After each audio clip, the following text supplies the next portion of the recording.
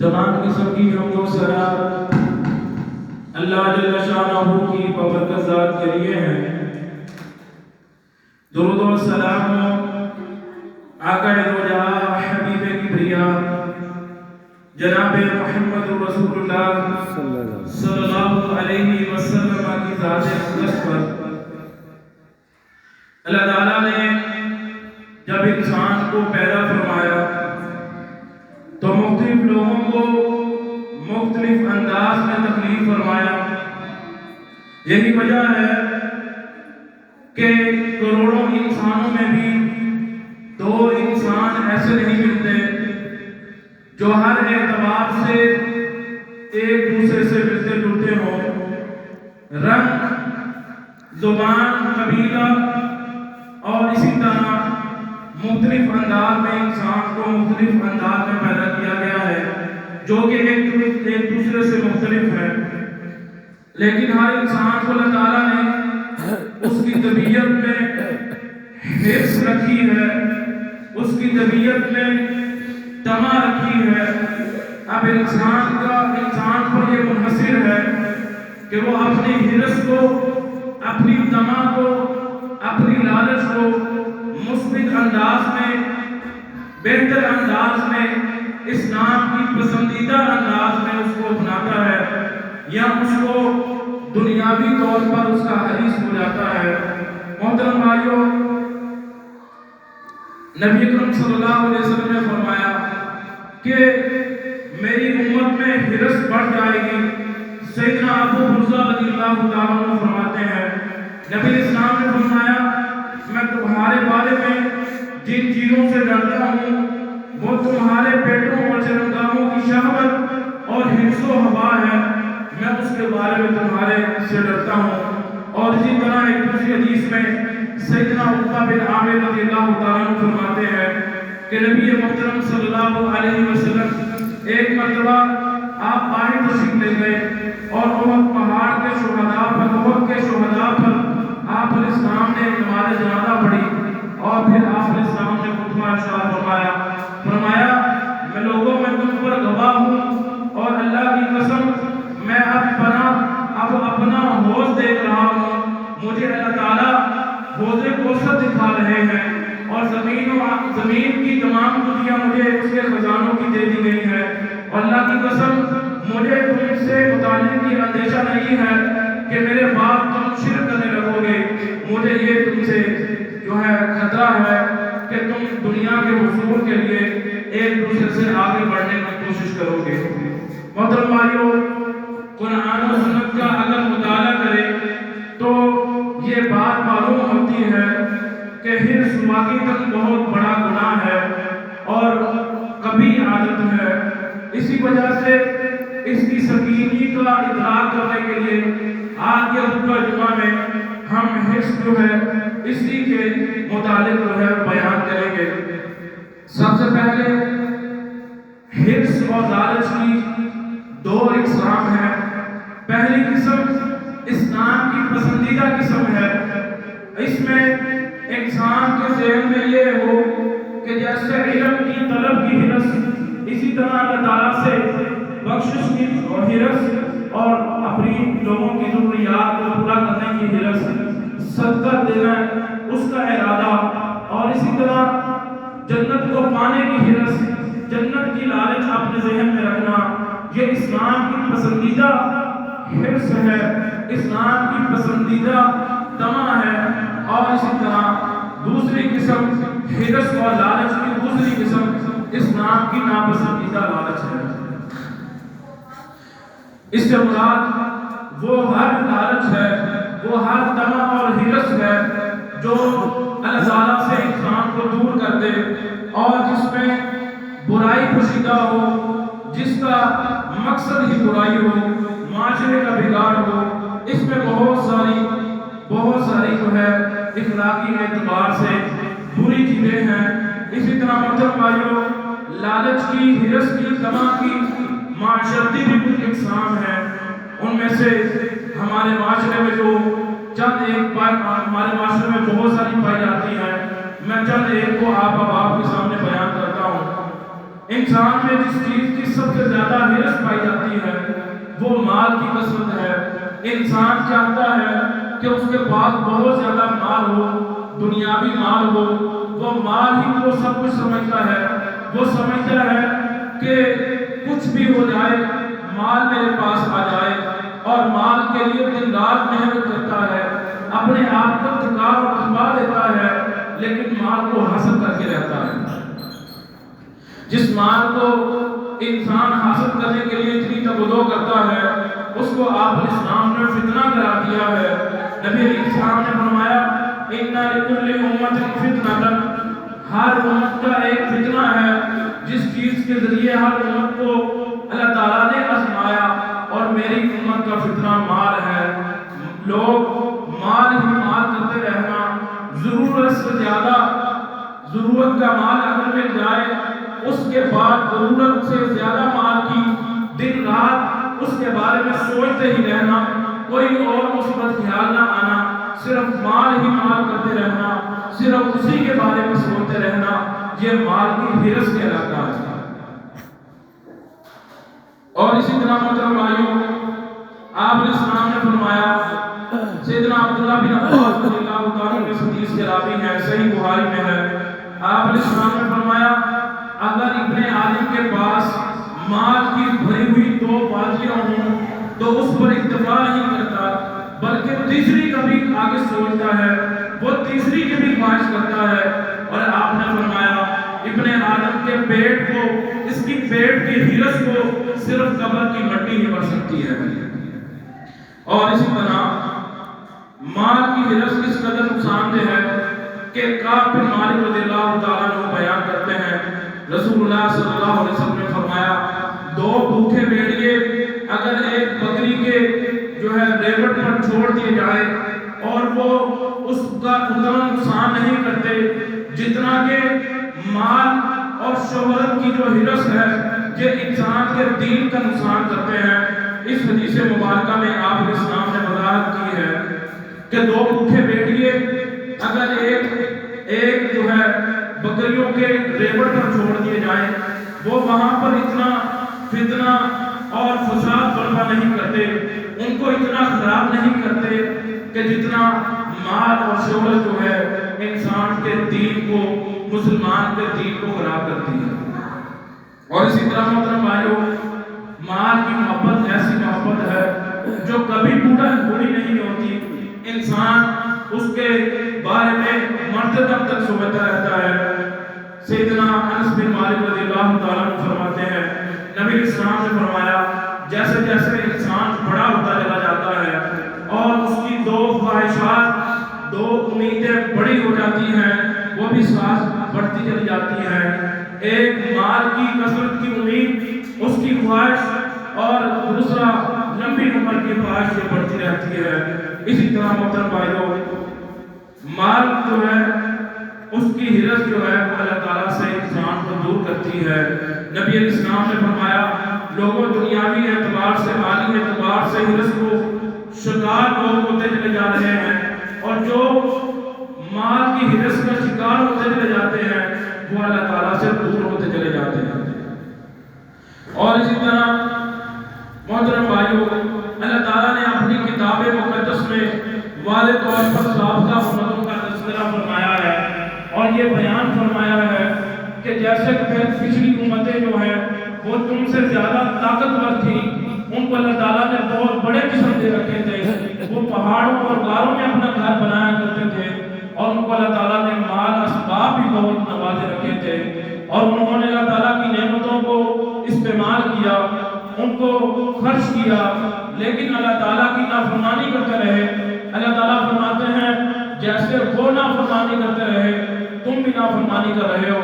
انہی کی روش پر چل رہے ہو جیسے ان پر عذاب آیا تھا، یہ نہ ہو کہ تم پر بھی عذاب آ جائے اور تم بھی تباہ و برباد ہو جاؤ۔ اور اسی طرح محترم بھائیوں، سیدنا ابو عبیدہ بن جراح رضی اللہ تعالیٰ عنہ جب بحرین سے نبی اکرم صلی اللہ علیہ وسلم کے زمانے میں مال لے کر آئے، وہاں پر علاقے فتح کر کے آئے اور مال لے کر آئے، اور صبح فجر کی نماز نبی اسلام کے پاس پڑھی، اور آپ اسلام کے قریب کچھ انصار آئے اور آپ اسلام نے ان کے چہرے پہچان لیے. حضور نے فرمایا کہ ایسا لگتا ہے کہ تمہیں پتہ چل گیا ہے کہ ابو عبیدہ مال لے کر آئے ہیں, تم اسی کی ہرس میں آئے ہو, اسی کو ذہن میں رکھ کے میرے پاس آئے ہو کہ تمہیں مل جائے. آپ اسلام نے فرمایا کہ اللہ کی قسم میں تمہارے بارے میں غربت کا مجھے کوئی ڈر نہیں ہے, مجھے تمہارے بارے میں یہ اندیشہ ضرور ہے کہ تمہارے لیے دنیا پھیلا دی جائے گی, تم دنیا کی رغبت میں پڑ جاؤ گے اور مال و متاع کی رغبت میں پڑ جاؤ گے. جس طرح کہ پہلی امت تباہ ہوئی تھی تم بھی کہیں تباہ نہ ہو جاؤ. اسی طرح کثرت مال کا حصول جو ہے وہ قیامت کی نشانیوں میں سے بھی ہے. آپ نے اسلام نے فرمایا, آپ نے اسلام سے پوچھا گیا قیامت کب آئے گی, تو آپ نے اسلام نے فرمایا قیامت اس وقت آئے گی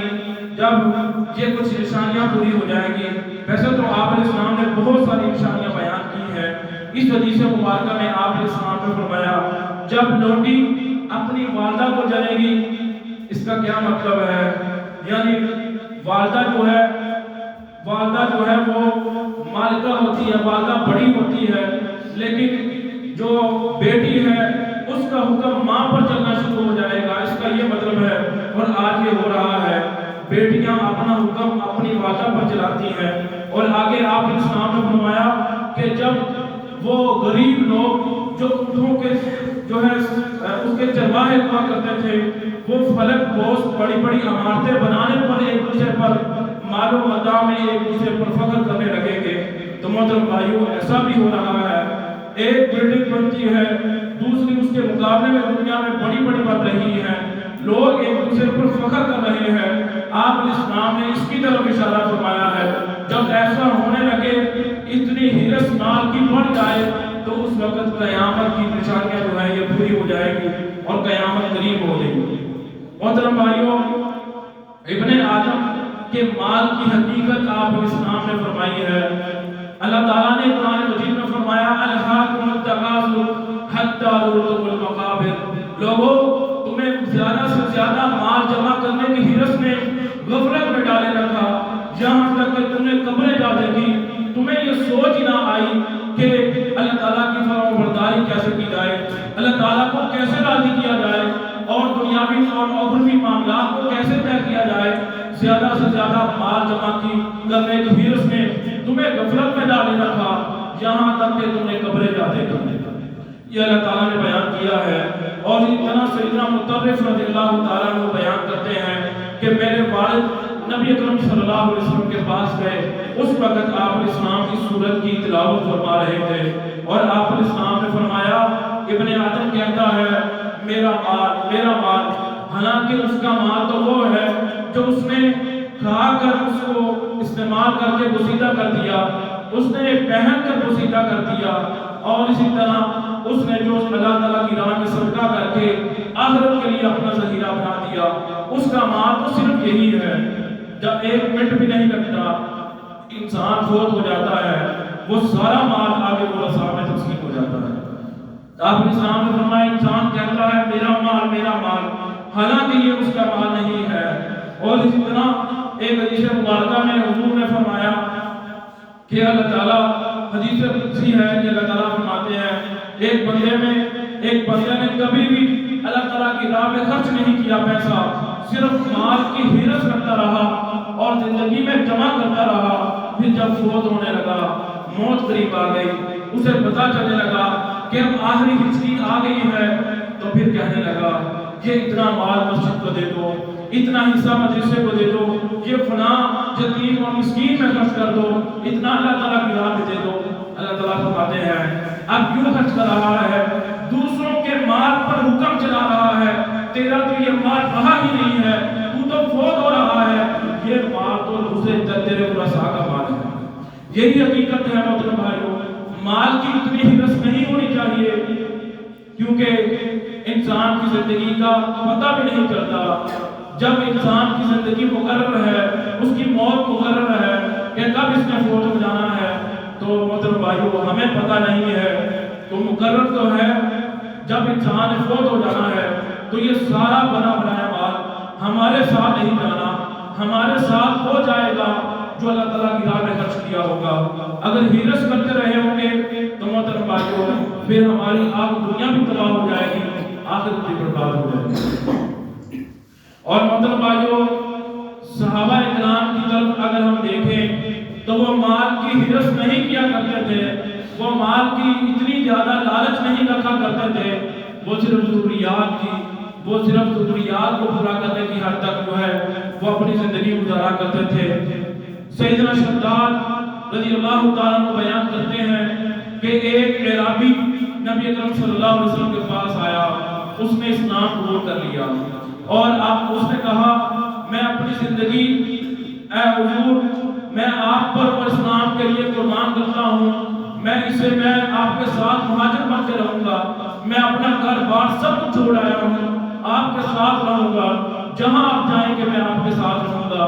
آپ علیہ السلام نے ایک صحابی رسول کی ذمہ داری اس پر مقرر کی کہ اس کے کھانے پینے کا اور پہننے کا بندوبست تم نے کرنا ہے۔ جب اس کو ذمہ داری دے دی گئی پھر وہ ان لوگوں کا جو اونٹ جو ہے وہ چروایا کرتا تھا۔ ایک دفعہ جہاد پر مسلمانوں کا لشکر گیا اور مال لے کر آیا، لوگوں میں حصہ تقسیم ہونے لگا تو وہ وہاں پر نہیں تھا، وہ اپنے ساتھیوں کے جو اونٹ جو ہے وہ چرانے گیا ہوا تھا، تو اس وقت آپ علیہ السلام نے اس کا حصہ رکھ لیا اور اس کے ساتھی کو دے دیا، جب وہ آئے اس کو دے دینا۔ تو آپ علیہ السلام نے اس کا حصہ دے دیا، تو وہ جب واپس آیا تو اس کو مال دیا گیا، تو محترم بھائی اس نے آگے سے کہا یہ کیا ہے، اس کو بتایا کہ یہ آپ علیہ السلام نے حصہ دیا ہے جو فلان لشکر سے ہمیں سب کو حصہ ملا ہے، تمہارے لیے بھی نبی اسلام نے دیا ہے۔ تو اس نے ویسے ہی حصہ اٹھایا اور آپ علیہ السلام کے پاس چلا گیا اور جا کر پوچھنے لگا اے اللہ کے رسول صلی اللہ علیہ وسلم یہ کیا ہے؟ آپ علیہ السلام نے فرمایا سب میں حصہ تقسیم کیا ہے، یہ میں نے تمہارا حصہ تمہارے ساتھی کو تمہارے لیے دیا ہے۔ اس نے کہا اے اللہ کے رسول صلی اللہ علیہ وسلم اللہ کی قسم میں نے دنیاوی مال کے لیے اسلام قبول نہیں کیا تھا، میں نے دنیا کی کسی بھی لالچ کے لیے اسلام نہیں قبول کیا تھا،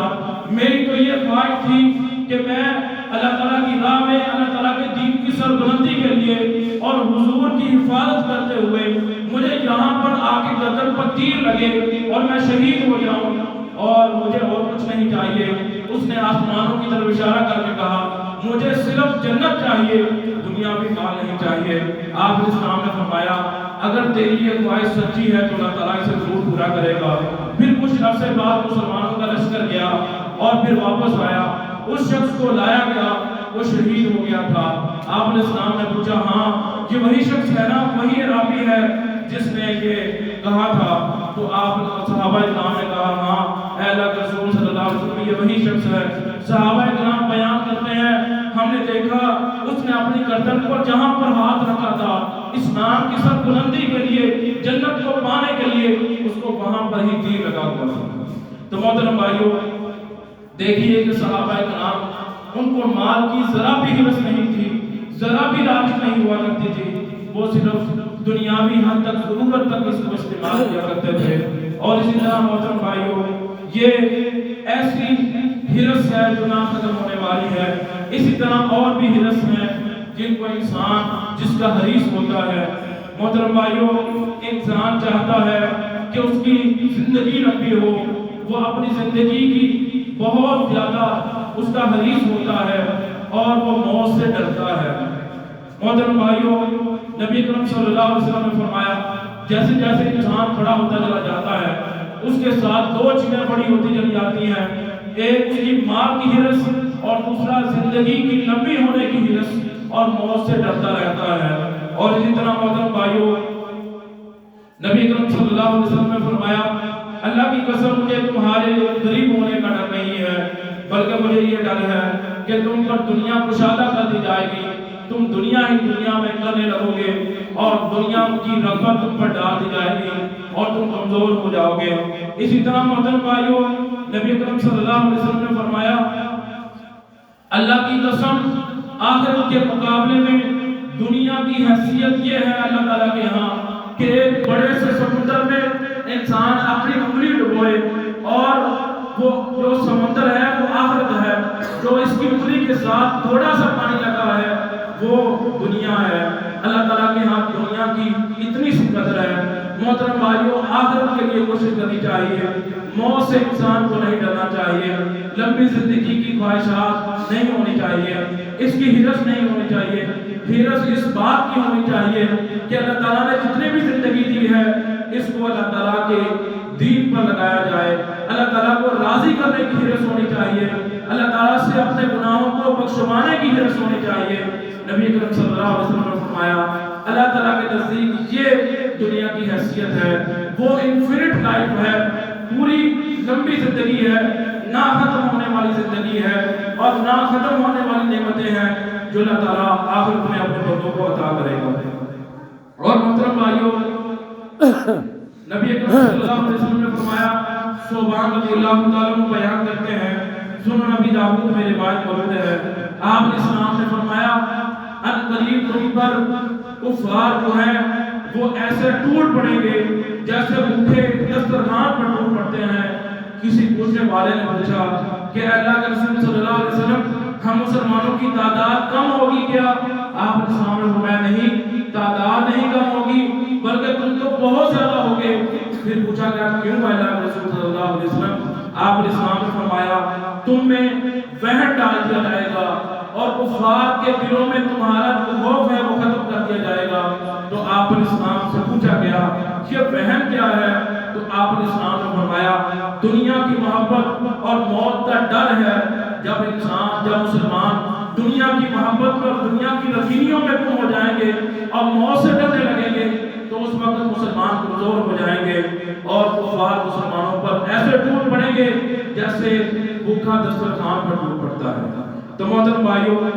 یہ مال کی ہرس اور اسی طرح زندگی کی ہرس اور موت کا جو ڈر ہے یہ مسلمان کو مومن کو زیب نہیں دیتا، اس میں نہیں ہوتا۔ اور اس کے علاوہ اور بھی چیزوں کا انسان حریص ہوتا ہے، ان میں سے ایک ہرس شہرت کی ہرس ہے۔ انسان چاہتا ہے کہ اسی کا نام ہو، ہر وقت ہر جگہ پر اسی کا نام لیا جائے، اسی کا نام پکارا جائے، وہ لوگوں میں شہرت پا جائے۔ تو محترم بھائیوں، نبی کریم صلی اللہ علیہ وسلم نے فرمایا مجھے اپنی امت سے جس چیز کا ڈر ہے، جس چیز کا خوف ہے، جس کی وجہ سے وہ تباہ و برباد و ہلاک ہوں گے، ان میں سے ایک شہرت ہے کہ شہرت کے پیچھے لوگ بھوکے ہو جائیں گے، شہرت چاہنا شروع کر دیں گے۔ اسی طرح محترم بھائیوں، شہرت جو ہے وہ بہت نقصان دہ چیز ہے، جیسا کہ میں پہلے بیان کر چکا ہوں۔ نبی کریم صلی اللہ علیہ وسلم نے فرمایا دو بھوکے بھیڑیے جب ریوڑ پر حملہ کرتے ہیں تو وہاں پر وہ اتنا نقصان نہیں پہنچاتے جتنا کہ مال کی محبت اور شہرت جو ہے، اس کی لالچ جو ہے، اس کی طمع جو ہے، اس کی جو ہرس جو ہے وہ انسان کے اس کے ایمان پر، اس کے دین پر حملہ کرتے ہیں۔ تو محترم بھائیوں، یہ بھی ہے۔ اور محترم بھائیوں، اسی طرح طمع اور لالچ کے اس سے بچ کیسے سکتے ہیں؟ محترم بھائیوں، سب سے پہلے ہمیں یہ جان لینا چاہیے کہ اللہ تعالیٰ کی نعمتوں کا شکر ہر حال میں ادا کرنا چاہیے۔ اور نمبر دو، لوگوں کے پاس جو کچھ بھی ہے، اس سے بے پرواہ ہو جائے، لوگوں کے ساتھ مقابلہ بازی نہ کرے۔ اس کے پاس اتنا ہے، مجھے بھی اتنی محنت کرنی ہے، اس کے پاس فلاں چیز ہے، مجھے بھی وہ چیز لینی ہے، چاہے وہ حلال سے آئے یا حرام سے آئے۔ لوگوں کی پرواہ کرنا چھوڑ دیں کہ لوگوں کے پاس کیا ہے۔ نمبر تین، اللہ تعالیٰ کی تقدیر پر اس طرح راضی ہوں کہ اللہ تعالیٰ نے مجھے جو کچھ عطا کیا ہے وہ اس نے میرے لیے میرے حق میں بہتر ہے، اور جو مجھے نہیں عطا کیا شاید وہ میرے حق میں بہتر نہیں ہے۔ نمبر چار، قناعت پسند انسان کو ہونا چاہیے۔ قناعت پسندی کیا ہے؟ وہ یہ ہے کہ جتنا اللہ تعالیٰ نے ہمیں دیا ہے اسی میں خوش رہنا، اسی میں رب سے راضی رہنا، رب کا شکریہ ادا کرتے رہنا۔ نمبر پانچ، سلف الصالحین، جو نیک صلحاء ہمارے بزرگ لوگ گزرے ہیں، ان کی زندگی کے حالات کو پڑھنا چاہیے تاکہ ہمیں پتہ چل سکے کہ انہوں نے اپنی زندگی کو اس طمع اور ہرس میں ضائع نہیں کیا بلکہ صبر اور شکر میں مشکل سے مشکل حالات میں انہوں نے صبر شکر کیا ہے۔ اور نمبر 6، ایسے لوگوں کی طرف نہ دیکھیں جو آپ سے اوپر ہے۔ نبی اکرم صلی اللہ علیہ وسلم نے فرمایا ایسے لوگوں اپنے سے اوپر والے لوگوں کی طرف نہ دیکھو بلکہ اپنے سے نیچے والے لوگوں کی طرف دیکھو، کیونکہ جب ہم اپنے سے نیچے والے لوگوں کی طرف دیکھیں گے تو ہمیں یقینی طور پر یہ احساس ہوگا کہ جو نعمت اللہ تعالیٰ نے ہمیں دے رکھی ہے وہ کم نہیں ہے، وہ بہت زیادہ ہے۔ اللہ تعالیٰ نے ہمیں ہماری اوقات سے زیادہ دے رکھا ہے۔ اسی طرح محترم بھائیوں، انسان کا یہ ایمان ہونا چاہیے، انسان کا یہ ایمان ہونا چاہیے کہ میرا پیدا ہونے سے پہلے ہی میرے رب نے میرا رزق لکھ دیا ہے اور وہ مجھے مل کر رہے گا۔ اللہ تعالیٰ سے دعا ہے اللہ تعالیٰ ہمیں عمل کی توفیق عطا فرمائے۔ اقول قولی ھذا استغفر اللہ لي ولکم ولسائر المسلمین۔